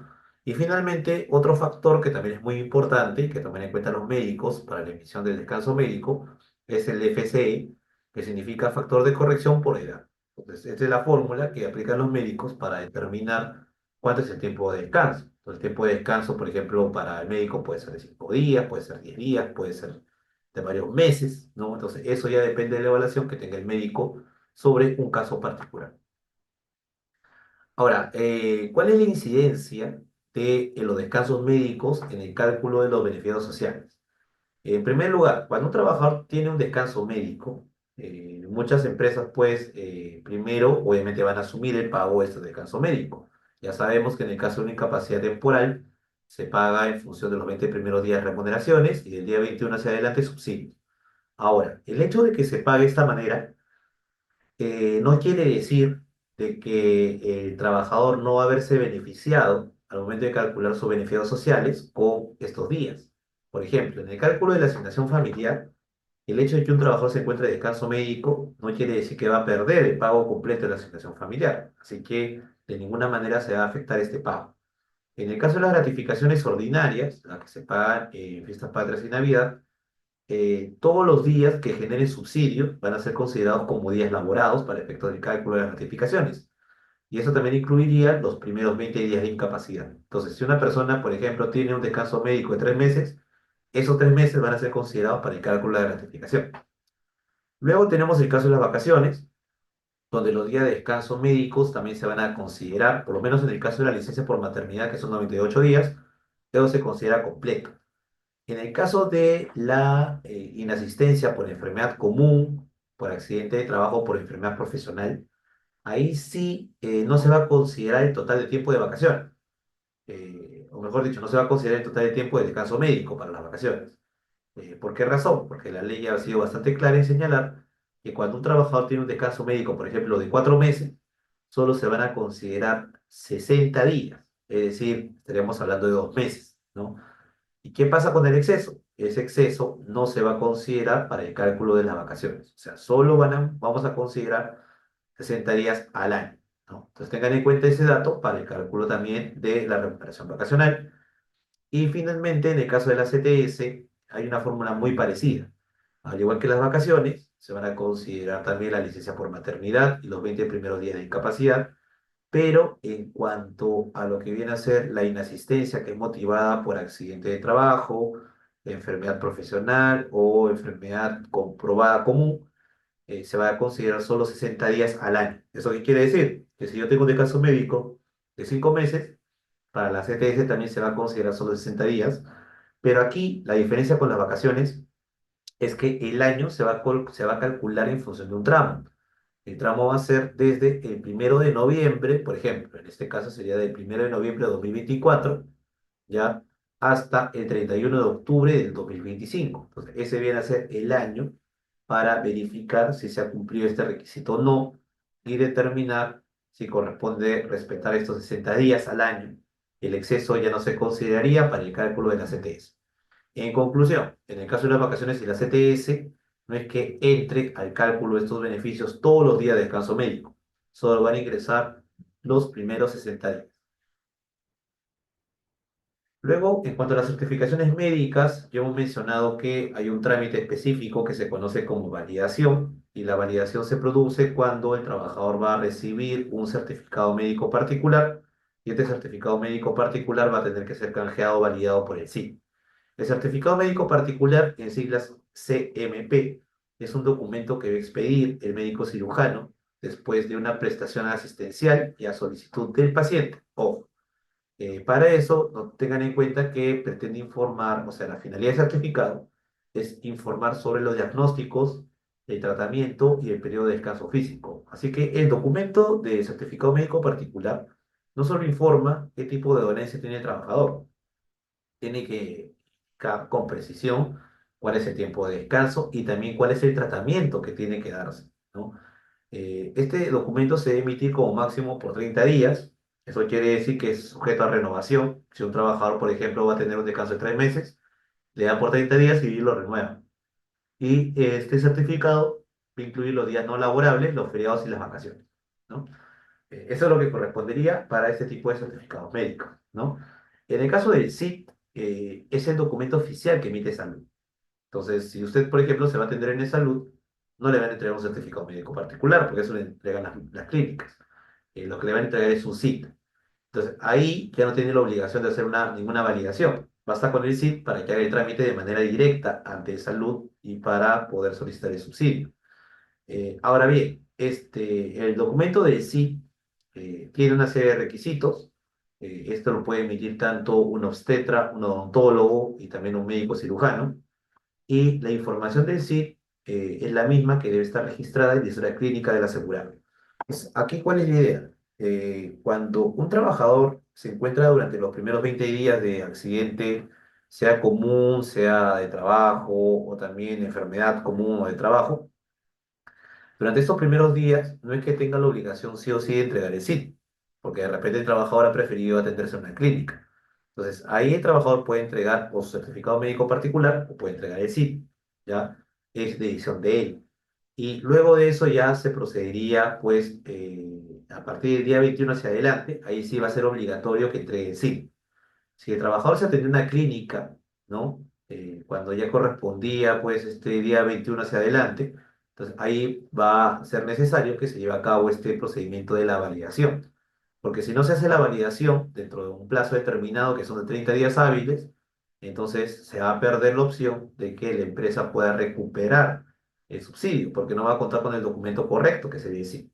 Es por eso que aquí hay que tener mucho cuidado, ¿no? Y se recomienda por eso a las empresas, y aquí estamos viendo la diapositiva correspondiente, se le recomienda a las empresas que lleven a cabo de manera oportuna esta validación, que como pueden ver aquí en esta diapositiva, se indica que son 30 días hábiles para que se pueda llevar a cabo este trámite. Si no se lleva a cabo el trámite, esto puede generar un perjuicio en contra de la empresa porque no va a tener la opción de poder recuperar el subsidio, ¿no? Tengan en cuenta que para llevar a cabo la validación no basta con el certificado médico. Por ejemplo, cuando es una incapacidad temporal, además del certificado médico, tiene que presentarse las indicaciones médicas brindadas por el médico correspondiente, así como una copia de la liquidación de gastos. Esta liquidación de gastos es donde se manifiesta cuál es el costo que ha asumido el trabajador cuando se atendió en una clínica. No siempre el costo, no siempre se refleja un costo, alguna vez el costo es cero, pero igual te entregan este documento que salga a cero. Entonces, este documento es también obligatorio, porque si no cuenta con los dos documentos, además de certificado, el sistema de validación no te va a permitir obtener el SIT. Entonces, por eso, cuando se atiendan, tienen que solicitar esta información. Y finalmente, en el tema de la maternidad, además del certificado, se debe presentar un informe médico ecográfico, y para eso se pide la información del último trimestre, y el informe médico de postergación, cuando, por ejemplo, la madre trabajadora esté en buen estado de salud y quiere postergar su descanso médico por maternidad al postnatal, ¿no? Porque recuerden que son 98 días, los 98 días normalmente son 49 de prenatal y 49 postnatal, pero cuando la trabajadora esté en buen estado de salud, podría perfectamente acumular toda la parte de prenatal a postnatal. No habría ningún problema. Pero eso no depende de la propia trabajadora. Eso tiene que indicarlo quién, el médico respectivo, ¿no? Luego tenemos los resultados de el IMESI. ¿Qué significa IMESI? El IMESI es el informe médico que se encarga de evaluar si el trabajador está en una situación de incapacidad temporal o no temporal. Entonces, se pueden presentar dos situaciones. Si el trabajador se encuentra en incapacidad temporal, porque eso lo determina una junta médica, un comité que se llama COMESI, que es el Comité de Evaluación de Incapacidades, ¿no? Si este comité determina que el trabajador va a sufrir una incapacidad temporal, el trabajador va a continuar, se va a continuar realizando el pago del subsidio hasta el plazo de 12 meses y 10 días. Entonces, tengan en cuenta eso, porque eso quiere decir que, por ejemplo, digamos que el trabajador ya tiene 5 meses, ¿no? Entonces, cuando son 5 meses, el comité se reúne de oficio. Eso no tiene que solicitarlo ni el trabajador ni el empleador. De oficio, el comité se reúne para ver por qué tanto se está demorando la recuperación del paciente. Entonces, a los 5 meses se va a determinar si es una incapacidad temporal o no temporal. Se determina que la incapacidad es temporal, entonces el trabajador con toda tranquilidad va a seguir cubierto por el subsidio hasta un límite de 11 meses y 10 días. Pero en el caso que se determine que la incapacidad es no temporal, la cobertura solo se va a realizar durante 6 meses, es por eso que ahí se coloca la cifra de 108 días consecutivos, y como consecuencia de eso quiere decir que a partir del séptimo mes ya no va a existir subsidio. Entonces, el trabajador no va a recibir ningún pago por parte de salud, porque no es subsidio, ni tampoco por parte de la empresa tiene que recibir un pago, porque justamente la empresa tampoco tiene la obligación de brindar ese pago. Entonces, como entenderán, aquí prácticamente se suspende todo tipo de ingreso para el trabajador. Entonces, el trabajador que puede hacer ante eso, como el trabajador no le puede reclamar a la empresa porque no hay subsidio ni tampoco hay salud, la única opción que tendría para garantizar un ingreso sería tramitar ante la FP o la NP, es decir, va a depender del sistema de pensiones al que se encuentra afiliado. Ahí lo que tendría que tramitar es una pensión por invalidez, que le va a garantizar un ingreso durante todo este periodo en la que va o sufre una incapacidad. Sobre el tema de los certificados médicos, hay una serie de criterios judiciales. No vamos a leer al detalle todos, simplemente hay que mencionar tres casos, ¿no? El primer caso es que no hay que olvidar que los certificados médicos particulares son válidos para justificar inasistencias. Hay empresas que te piden para justificar inasistencia sí o sí el certificado que emite salud, pero eso no es correcto. Y hay una jurisprudencia que indica lo contrario, que dice que también puedes utilizar un certificado médico particular para justificar su inasistencia. Luego tenemos otra sentencia que dice que procede el despido en caso de que se haga entrega de un certificado médico falso, tema importante, ¿ya? Y tenemos otra que indica que los empleadores podrán visitar, este también es un dato interesante, los empleadores pueden visitar el domicilio del trabajador que se encuentra con descanso médico. Ahora, ¿por qué el empleador visitaría al trabajador? Obviamente sería para corroborar si es correcto que el trabajador está respetando su descanso, ¿no? De acuerdo con lo que indica el certificado médico. Entonces, tengan en consideración ese elemento, porque antes se consideraba de que el empleador no podría visitar a los trabajadores, porque eso se consideraba como una invasión a la intimidad. Pero con esta casación ya se establece la posibilidad de que se lleven a cabo visitas, claro. Obviamente, si bien es una visita inopinada, este tipo de visitas tienen que realizarse dentro de ciertos parámetros de razonabilidad, donde exista de repente algún interés por parte del empleador de poder verificar la recuperación del trabajador. Entonces, ahí, por ejemplo, el llamado dentro de la empresa a llevar a cabo este tipo de acciones sería el trabajador social, que recuerden que por ley es obligatorio que las empresas tengan un trabajador social cuando tiene más de 100 trabajadores. Si tiene menos de 100 no es obligatorio, aunque sí es conveniente. Entonces, en esos casos sí podría llevarse a cabo justamente ese tipo de verificación, incluso contar con el apoyo policial para que se lleve a cabo la constatación de que el trabajador se encuentra en el domicilio, ¿no? Luego tenemos lo que es la comunicación de accidentes. Bueno, de manera obligatoria, las empresas tienen que comunicar los accidentes que se han producido, y ese tipo de comunicación de accidentes tiene que realizarse a través de la plataforma del Ministerio de Trabajo. Entonces, para eso, una empresa tiene 24 horas para hacer esta comunicación. No son 48, no son 56, solo son 24. Así que ténganlo en cuenta porque muchas empresas simplemente se descuidan y omiten ese tipo de datos, ¿no? Entonces, ahí, por ejemplo, tengan en cuenta que siempre debe brindarse información al Ministerio de Trabajo cuando se presentan ese tipo de casos, ¿no? Primero tenemos el caso de accidente de trabajo mortal, tenemos el caso de los incidentes peligrosos que pongan en riesgo la salud y la integridad física de los trabajadores, y finalmente cualquier otro tipo de situación que altere o ponga en riesgo la vida, la integridad física y psicológica del trabajador suscitada en el ámbito laboral. Entonces, la comunicación de accidentes de trabajo mortales y de los incidentes peligrosos, como ya mencioné, se debe realizar entre el plazo de 24 horas, porque si lo hace de manera tardía, ahí se pueden presentar determinadas contingencias. Ya para ir cerrando, para ya pasar a las preguntas, porque en verdad son varias las que estoy viendo, vamos a mencionar los seguros finales. El primer seguro va a cubrir no solo accidentes de trabajo, sino también accidentes comunes y también enfermedades, es el seguro de vida ley. Bueno, más que enfermedades, accidentes realmente, ¿no? El seguro de vida ley, como ya todos saben, es un seguro obligatorio, no hay que esperar 4 años como antes se sucedía para contratarlo. Desde el primer día ya se debe contratar este seguro de vida ley y como pueden observar aquí en este cuadro, este seguro de vida ley se presenta, ¿no? Para tres situaciones, lo que viene a ser el fallecimiento natural del trabajador, el, el fallecimiento del trabajador como consecuencia de accidente y cuando se presenta un caso de invalidez total o permanente del trabajador originado por un accidente. Entonces, en conclusión, en esos tres casos se va a presentar la cobertura del seguro de vida ley. Ahora, ¿qué es lo que otorga el seguro de vida ley? Indemnizaciones. Las indemnizaciones que otorga son tres. En el caso de fallecimiento natural, estamos hablando de 16 remuneraciones.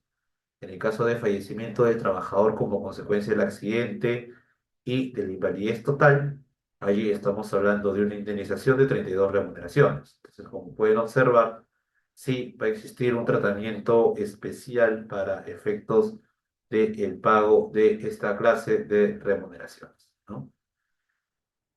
Otro dato importante que recomendamos también para conocimiento de todos es que para hacer el cálculo del seguro de vida ley, en el caso de la remuneración, hay que tomar en cuenta los promedios. Por ejemplo, para hacer el cálculo de la indemnización por fallecimiento natural, se va a considerar el promedio de las remuneraciones del último trimestre antes del fallecimiento, o sea, los últimos 3 meses. En el caso del fallecimiento del trabajador a consecuencia de un accidente, se va a considerar las remuneraciones mensuales percibidas en la fecha previa al accidente y en el caso de invalidez total o permanente del trabajador originada por accidente, se va a considerar para hacer el cálculo la remuneración mensual percibida en la fecha previa del accidente. Entonces, esas son las reglas para el cálculo de las indemnizaciones dentro del seguro de vida ley.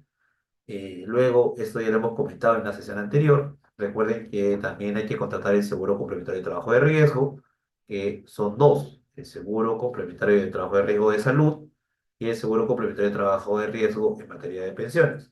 Y hemos mencionado que estos seguros se activan cuando se presenta una contingencia de naturaleza laboral que incluiría tanto lo que son los accidentes, bueno, propiamente los accidentes de trabajo, aunque recuerden que hay accidentes de trabajo que no van a estar cubiertos por el seguro complementario de trabajo de riesgo, en la medida de que no sean pues accidentes que sean originados por una actividad de riesgo. O sea, por ejemplo, si una persona sufre un accidente de trabajo porque se resbaló en la oficina y era un trabajador administrativo, ahí no hay cobertura de STR.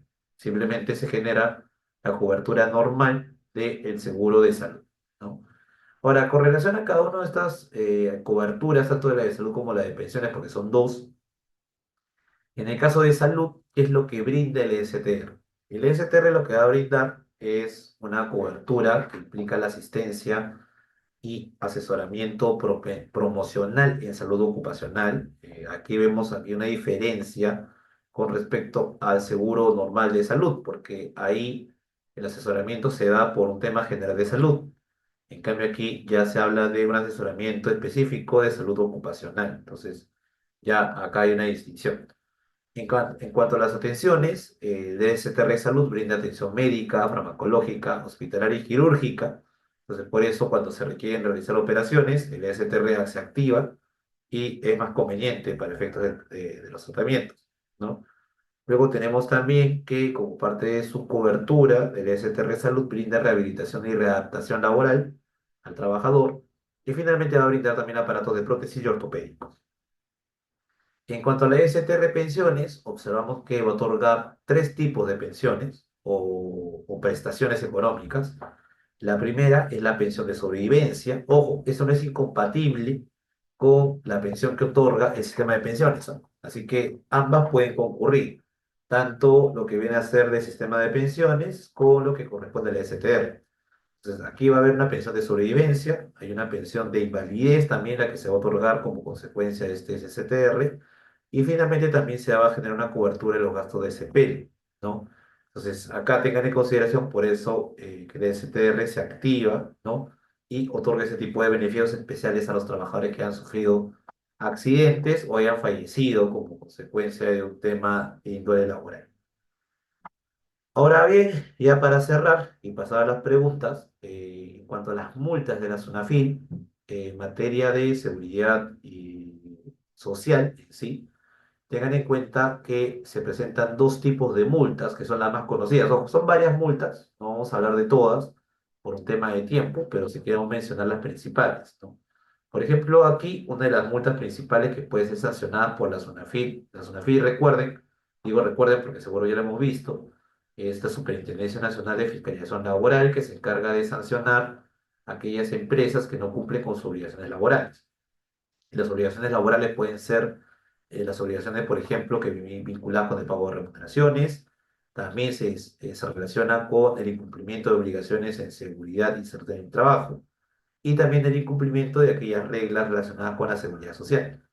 Por ejemplo, el hecho de no dar de baja o dar de baja de manera extemporánea en el sistema de seguridad social en salud a quien pierde la condición de asegurado es una infracción grave. Esto pasa cuando usted registra un trabajador en un sistema de seguridad social y resulta que al trabajador hay que darle de baja y usted omite darle de baja. Entonces, si no le da de baja, salud va a entender que todavía tiene que brindar atención al trabajador, a pesar que ya no tenga esa condición. Entonces, esa falta de dato es importante porque se puede generar obviamente una contingencia contra la empresa. Y otro dato importante es el de la infracción muy grave. Ahí establece que la falta de inscripción de trabajadores u otras personas respecto de lo que exista la obligación de inscripción, dice en el régimen de seguridad social y salud, dice también genera una infracción muy grave. ¿Qué quiere decir esto? Que si usted no inscribe a su trabajador en el sistema de salud, porque omitió declarar este registro o simplemente no contrató los seguros que correspondían, califican como infracciones muy graves. Y como pueden ver, las multas aplicables para este tipo de infracciones son bastante altas. Por ejemplo, en el caso de la infracción grave, la multa mínima en el caso de la microempresa es 0,11 y como máximo estaríamos hablando de 0,45. Ojo, solo en la microempresa. Pero si vamos, por ejemplo, a una empresa que es de régimen general, es decir, la llamada no MIPE, ahí vemos que la multa mínima es 1,35 UITs y como máximo 22,50 UITs. Y lo mismo aplicamos en el caso de las infracciones muy graves. Entonces, en resumen, estamos ante situaciones pues, donde los costos laborales que se pueden producir por no respetar las obligaciones en esta materia, tanto de seguridad social como de seguridad y salud en el trabajo, son bastante elevados. Entonces, la recomendación que podemos brindar sobre este punto es a las empresas en general y a los trabajadores también, que sobre este tema de los accidentes, recuerden, número uno, verificar, en el caso de los trabajadores, de que la empresa pues cuente con todos los seguros que acabamos de indicar. Si la empresa no está otorgando uno de estos seguros, se estaría colocando en una situación de irregularidad y el trabajador podría recurrir, en el caso de las entidades privadas, a la SUNAFIL, a fin de que la SUNAFIL observe y constriña a que la empresa cumpla con esas exigencias legales, ¿no? Por otro lado, ya también tenemos otro dato importante, esta vez para los empleadores, que recuerden que cuando se produce un accidente, sea como uno de trabajo o una enfermedad ocupacional, no debe entenderse inmediatamente de que la empresa va a ser responsable de pagar indemnizaciones, además de las coberturas que ya ha contratado. El pago de indemnizaciones por daños y perjuicios en materia de seguridad y salud en el trabajo solo se dan cuando se determina que hay una responsabilidad por parte del empleador en el desarrollo del accidente o de la enfermedad. Entonces, si no hay responsabilidad, recuerden que la cobertura se va a dar igual sí o sí en el caso de un accidente. Pero si hay una responsabilidad, entonces ahí sí correspondería a la empresa que asuma gastos adicionales, además de lo que correspondería justamente a ese tipo de cobertura, ¿no? Entonces, por eso también consideren este dato que es muy importante para efectos de la determinación de responsabilidades, ¿no? Entonces, no hay que confundir, pues, como sucede con muchos trabajadores, que automáticamente hay un accidente, piensan que el empleador tiene que pagar algo adicional, y eso no es correcto. Y finalmente, ya para cerrar los comentarios y pasar a las preguntas, que ya veo que son como 46 preguntas, tengan en cuenta que para que la empresa sea calificada como una empresa que cumple con sus responsabilidades en materia de seguridad y salud en el trabajo, estaríamos hablando de que debe cumplir con las exigencias establecidas por la ley, casi todas. Siéndole sincero, como asesor laboral, que ya tengo más de 10 años de experiencia, son muy pocas las empresas que cumplen al 100% los estándares mínimos en materia de seguridad y salud en el trabajo. Entonces, tengan en cuenta que ahorita la SUNAFIL está en la campaña verificando si las empresas han cumplido con las capacitaciones. Entonces, si ustedes no han cumplido con las capacitaciones, las 4 capacitaciones obligatorias, que es lo básico, digamos, que debe tener una empresa, ahí ya se puede determinar que ustedes tienen un grado de responsabilidad en el incumplimiento de obligaciones en materia de seguridad y salud en el trabajo. Entonces, por eso, tengan mucho cuidado, cumplan con las capacitaciones, lleven a cabo auditorías en materia de seguridad y salud en el trabajo anuales.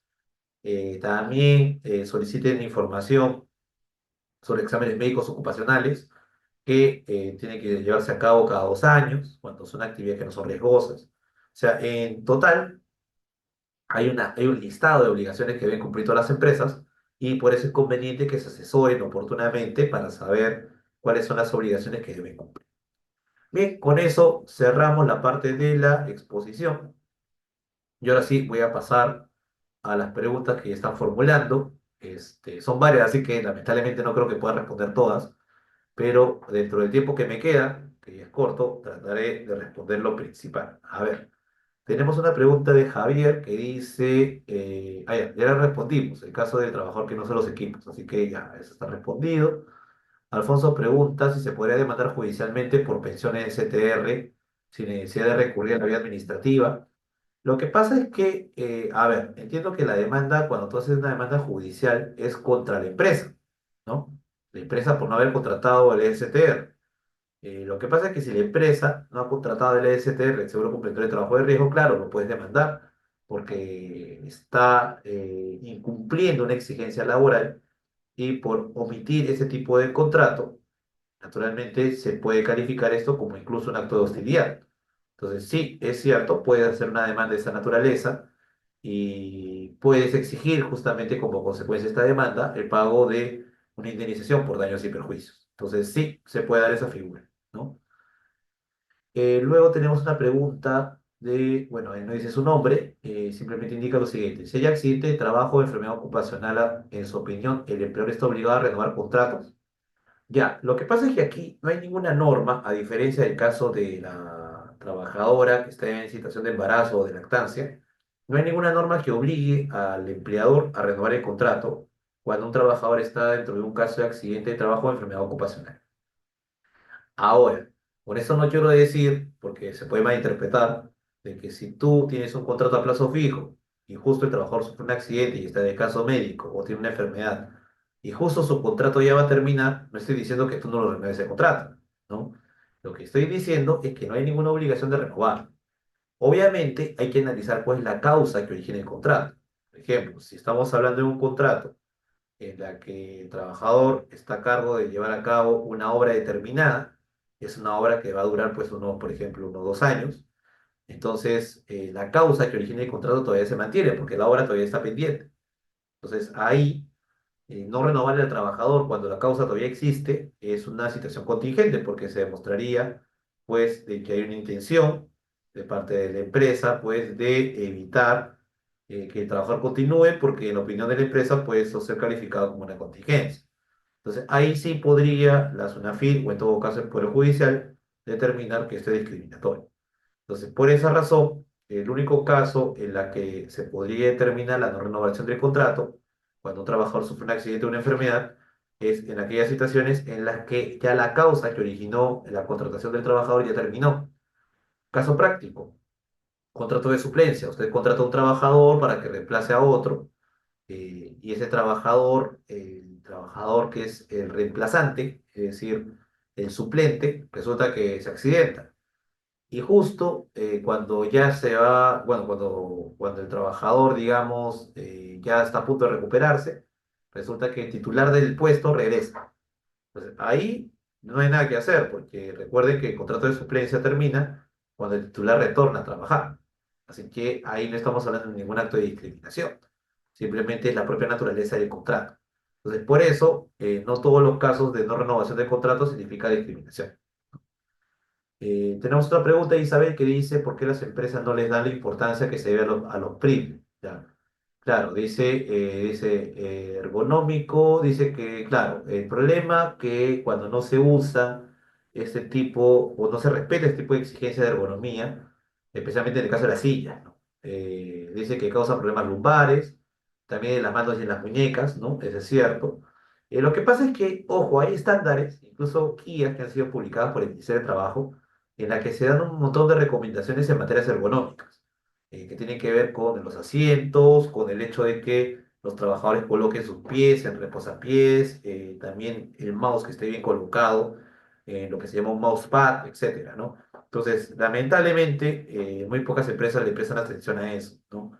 Eso, obviamente, eso podría calificar como una situación de infracción laboral, ¿no? Entonces, en esos casos, cuando el trabajador observe que la situación pueda resultarle bastante perjudicial, lo recomendable es que el trabajador plantee ante la SUNAFIL una queja por hostilidad y de esa manera sea atendido de la manera más oportuna posible, ¿no? Tengan en cuenta que los trabajadores pueden presentar denuncias a la SUNAFIL de manera anónima, ¿no? Entonces, para aquellos trabajadores que tengan miedo, de hacer pública su denuncia porque pueden pensar de que el empleador lo va a despedir, pueden hacerlo de manera anónima y ya la SUNAFIL se encarga de llevar a cabo la inspección del caso.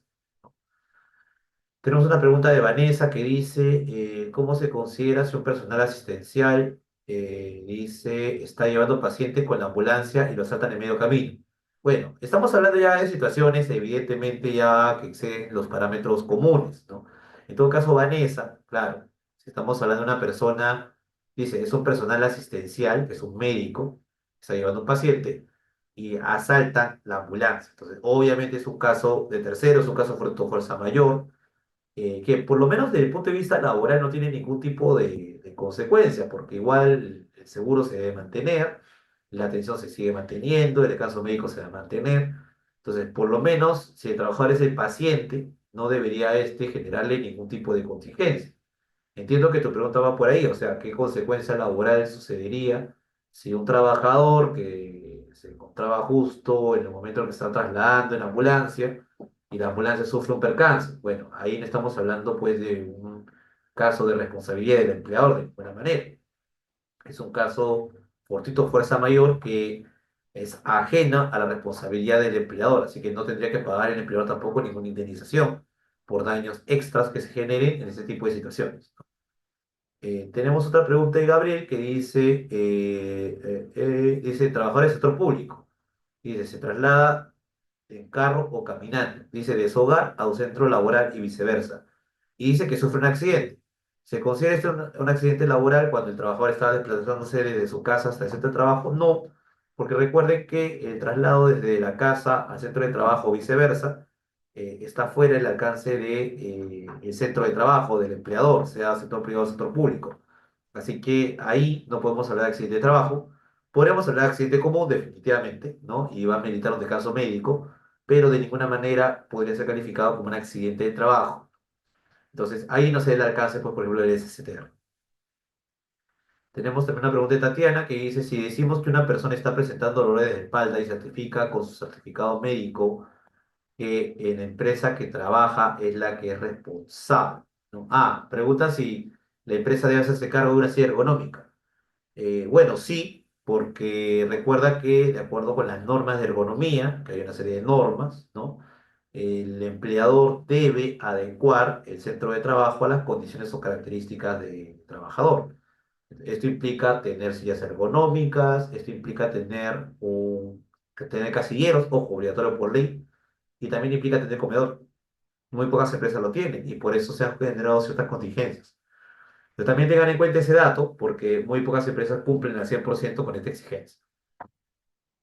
A ver, luego tenemos otra pregunta de Carlos Flores que dice, si un trabajador dentro de sus funciones de vigilante es asaltado o golpeado y se apropia de sus bienes personales, ¿Cómo se considera eso? Ya. Lo que pasa es que cuando un vigilante es asaltado, ¿no? Nuevamente estamos en un caso fortuito, fuerza mayor, que no es responsabilidad del empleador. Claro, ustedes me dirán, oigan, pero si lo asaltan, al ser vigilante, vendría a ser calificado como un accidente de trabajo, porque eso tarea de vigilante.